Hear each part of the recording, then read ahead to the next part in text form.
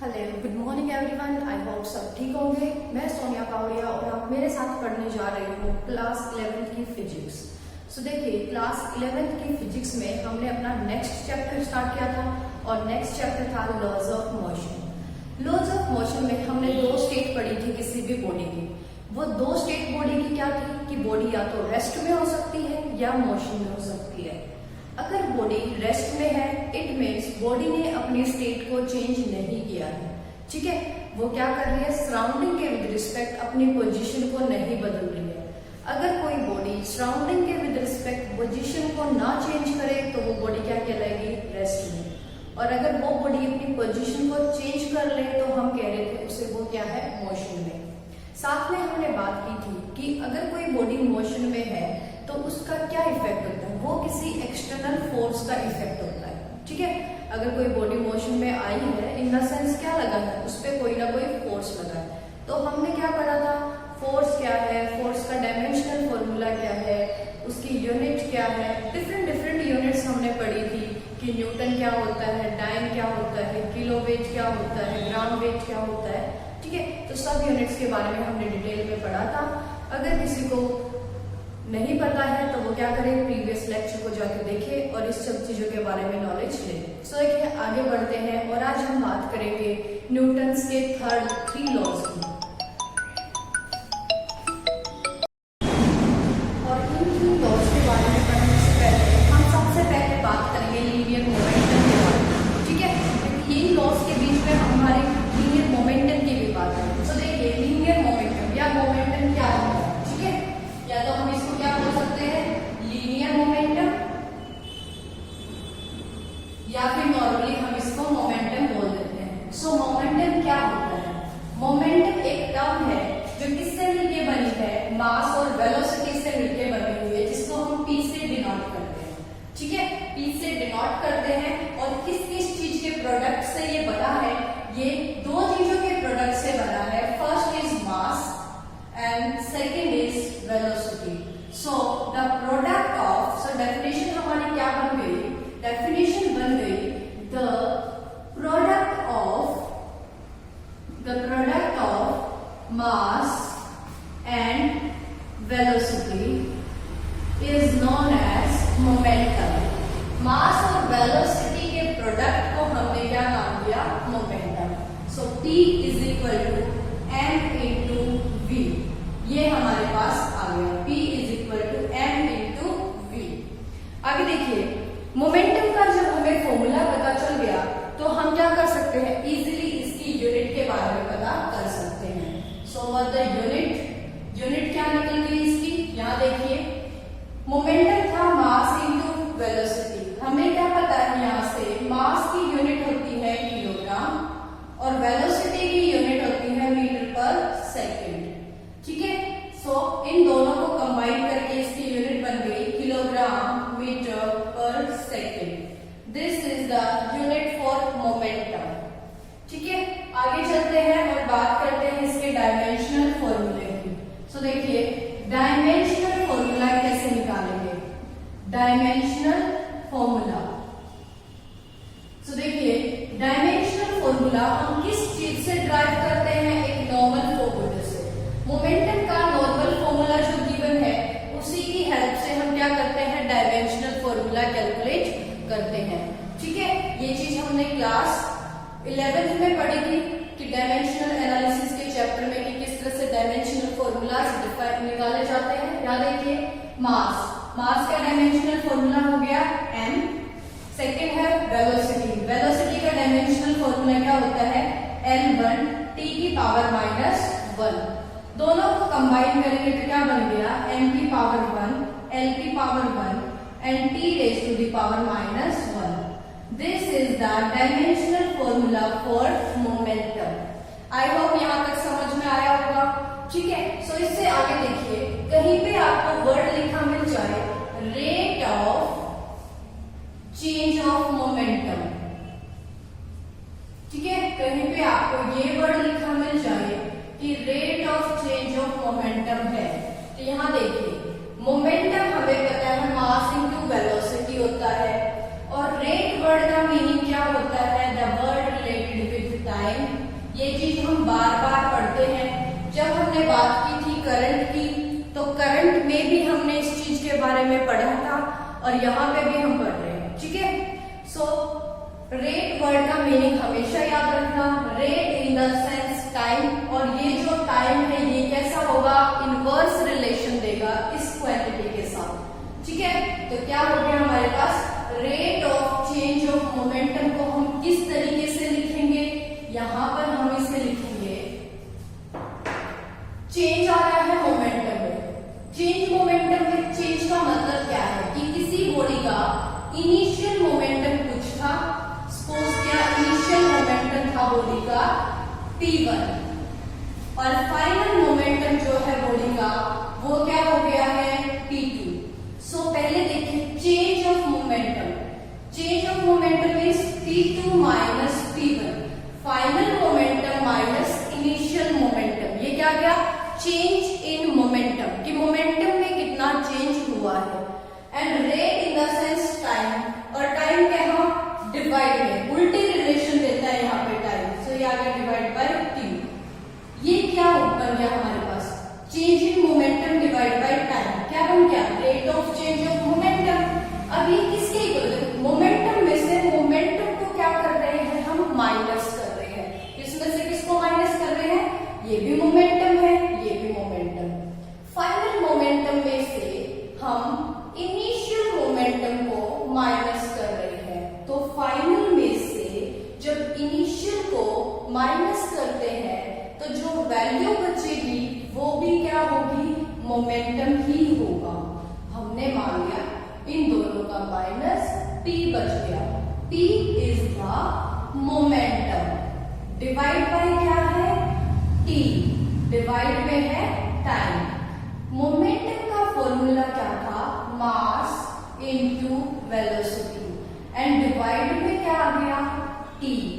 यहां से देखिए mass as it is v upon में T, वेलोसिटी अपॉन में टाइम, क्या होता है एक्सेलरेशन, मास इनटू एक्सेलरेशन। क्या होता है mass into acceleration, mass into acceleration होता है फोर्स, क्या होता है फोर्स। सो यहां से एक चीज याद रखनी है आपने कि सिंपली मोमेंटम है तो मास इनटू वेलोसिटी है, और अगर rate of change of momentum है इन द सेंस, इसको शॉर्ट में हम फोर्स बोल सकते हैं, शॉर्ट में क्या बोल सकते हैं, फोर्स बोल सकते हैं। आई होप ये चीज आपको समझ आई होगी। सो देखिए एक बार हम स्टेटमेंट देखते हैं न्यूटन्स के 3 लॉज, और उसके बाद देखेंगे कि न्यूटन्स के लॉ को किस तरह से रिड्यूस किया जाता है, ठीक है। तो हमारे पास देखिए न्यूटन ने क्या किया, मोशन से रिगार्डेड, ठीक है, मोशन से रिलेटेड 3 लॉज दिए। तो one is Newton's first law, second is Newton's second law, and Newton third law. So Newton का फर्स्ट लॉ क्या कहता है, देखिए first law, Newton's first law, Newton का फर्स्ट लॉ क्या कहता है, न्यूटन्स का फर्स्ट लॉ कहता है कि सपोज कीजिए कोई बॉडी यहां पर रखी है, इस पोजीशन पर रखी है, तो ये बॉडी इसी पोजीशन पर रखी रहेगी। कब तक रखी रहेगी, जब तक आप इसको धकेल नहीं देते या खींच नहीं लेते, ठीक है। जब तक आपने इसको पुश या पुल नहीं किया, ये बॉडी यहीं पर रखी रहेगी, ठीक है। और ये जो हम बोल रहे हैं कि पुश और पुल, ये क्या है, फोर्स, क्या है ये फोर्स है। और फोर्स किसने दिया, हमने बॉडी को दिया, बॉडी के अंदर खुद तो डेवलप नहीं हुआ ना, हमने दिया। तो कैसा फोर्स हुआ, बॉडी के लिए एक्सटर्नल फोर्स का काम किया इसने, बाहरी फोर्स है ये इस बॉडी के लिए, बॉडी के अंदर डेवलप नहीं हुआ है, ठीक है।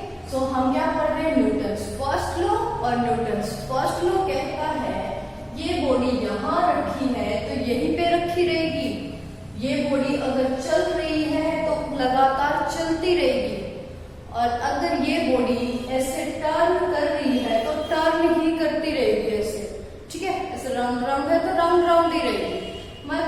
उसकी स्टेट जो भी है, स्टेट इन द सेंस वो रेस्ट में है या मोशन में, वो एज इट इज मेंटेन रखेगी अपनी स्टेट को। कब तक? जब तक ये जो बाहरी फोर्स है ना, ये बॉडी पर नहीं लगाया जाएगा। ठीक है, जैसे हमारे पास ये डस्टर है, ये डस्टर मैंने यहाँ हाथ पे रख दिया, ये डस्टर यहाँ पर ही रखा रहेगा। कब तक? या तो मैं उसको ऐसे पलट ना दूं, मतलब ग्रेविटी खींच लेगी उसको, अर्थ के थ्रू फोर्स लगाना बाहर का, तभी ये नीचे गया। या फिर जब तक मैं इसको दूसरे हाथ से ऐसे पुश नहीं कर देती, तब तक भी क्या होगा, ये यहीं पे रखा रहेगा। ठीक है, तो स्टेटमेंट क्या निकली न्यूटन्स फर्स्ट लॉ की, कि कोई भी बॉडी वो अपने स्टेट ऑफ मोशन और रेस्ट को मेंटेन रखेगी। ऑल बॉडीज, सभी बॉडीज क्या करती है, मेंटेन रखती है किस चीज को, देयर स्टेट ऑफ मोशन और rest.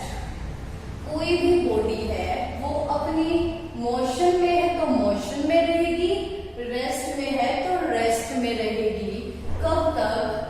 until all external forces remains zero।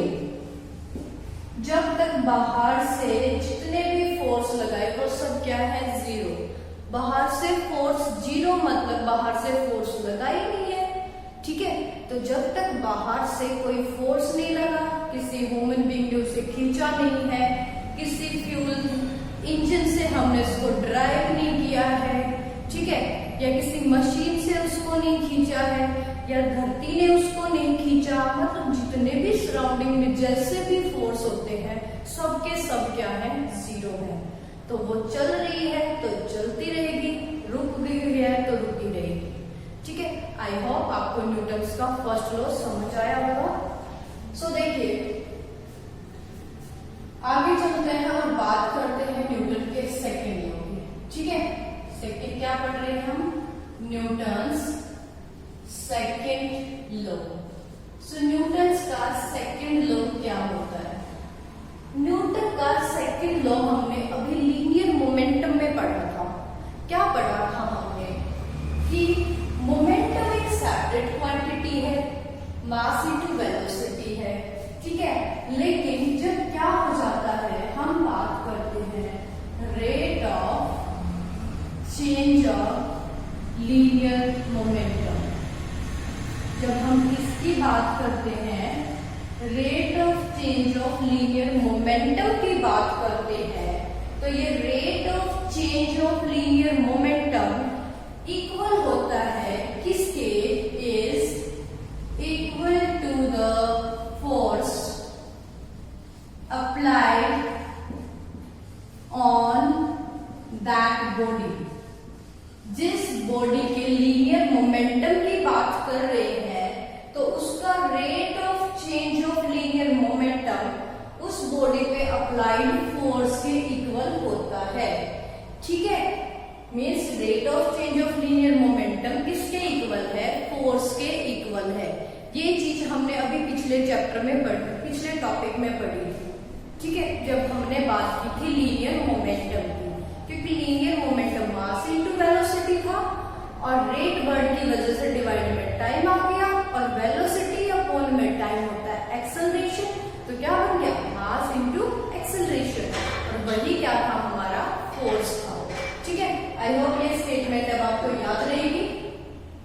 इसका प्रूफ भी आता है तो हम नेक्स्ट क्लास में पढ़ेंगे इसका प्रूफ। फिलहाल हम क्या कर रहे हैं, सिर्फ न्यूटन्स के बेसिक लॉज के बारे में पढ़ रहे हैं। ठीक है, सो देखिए, first the Newton's third law state, Newton third law बिल्कुल डेली लाइफ के साथ डील करता है। जैसे आप कहते हो, जिसके साथ आप जैसा करोगे वैसा ही भरोगे, है ना, मतलब आपने जैसा किया वैसा ही आपको क्या मिला, रिप्लाई मिल गया। यही चीज न्यूटन ने अपने थर्ड लॉ में कहा कि किसी भी बॉडी पे जो आपने एक्शन दिया उसके इक्वल और ऑपोजिट क्यों हुआ? क्योंकि आपने उस बॉडी की तरफ दिया, बॉडी ने आपकी तरफ दिया, उल्टा हो गया ना, ठीक है। लेकिन इक्वल वैल्यू का होगा, इक्वल और ऑपोजिट वो क्या करेगी? रिएक्शन देगी, ठीक है। सो शॉर्ट में इसको हम क्या बोल सकते हैं? Action and reaction are equal and opposite in nature, ठीक है। क्या कह सकते हैं? when two bodies are in their mutual contact, जब दो बॉडी एक दूसरे के म्यूचुअल कांटेक्ट में है, उस केस में एक बॉडी ने अगर दूसरी बॉडी पे एक्शन दिया तो दूसरी बॉडी क्या करेगी? उस बॉडी पे रिएक्शन देगी, और ये जो रिएक्शन होगी ये इस एक्शन के इक्वल और ऑपोजिट नेचर की होगी। जैसे सपोज कर लिया ये मेरे पास बॉडी है P and this is body Q। अब क्या हुआ? इस बॉडी ने इस बॉडी पे को हिट किया, ठीक है। इस बॉडी ने इस बॉडी को हिट किया तो कि जितनी स्पीड से ये बॉडी इस बॉडी को हिट करेगी उतनी ही स्पीड के साथ ये बॉडी क्या करेगी? इसके ऊपर एक ऑपोजिट रिएक्शन देगी, ठीक है। इसी वजह से क्या होगा? अगर ये वाली बॉडी डैमेज होगी तो इक्वली ये वाली बॉडी भी क्या होती है? डैमेज होती है, ठीक है। आई होप यहां तक समझ में आया होगा। सो देखिए आगे बढ़ेंगे तो हम बात करेंगे किससे रिलेटेड? ये थे न्यूटन्स के 3 लॉज। आगे हम बात करेंगे कि न्यूटन का फर्स्ट लॉ किस तरह से इनर्शिया को डिफाइन करता है, न्यूटन्स का सेकंड लॉ को हम किस तरह से फाइंड आउट करते हैं कि ये मोमेंटम फोर्स के इक्वल कैसे होता है, और कुछ एग्जांपल स्टडी करेंगे न्यूटन्स थर्ड लॉ से रिलेटेड कि एक्शन और रिएक्शन इक्वल ऑपोजिट है, तो हमारी जो डेली लाइफ है उसमें हम चीजों को किस तरह से पकड़ते हैं, ठीक है। जैसे आपने देखा होगा वर्कर्स है वो क्या करते हैं? ब्रिक्स को फेंकते रहते हैं और दूसरा कैच करता रहता है। अगर रिएक्शन ऑपोजिट थी तो फिर उसने फेंका क्यों और उसने कैच क्यों की? उसके तो हाथ ही क्या हो सकते हैं? डैमेज हो सकता है, चोट लग सकती है।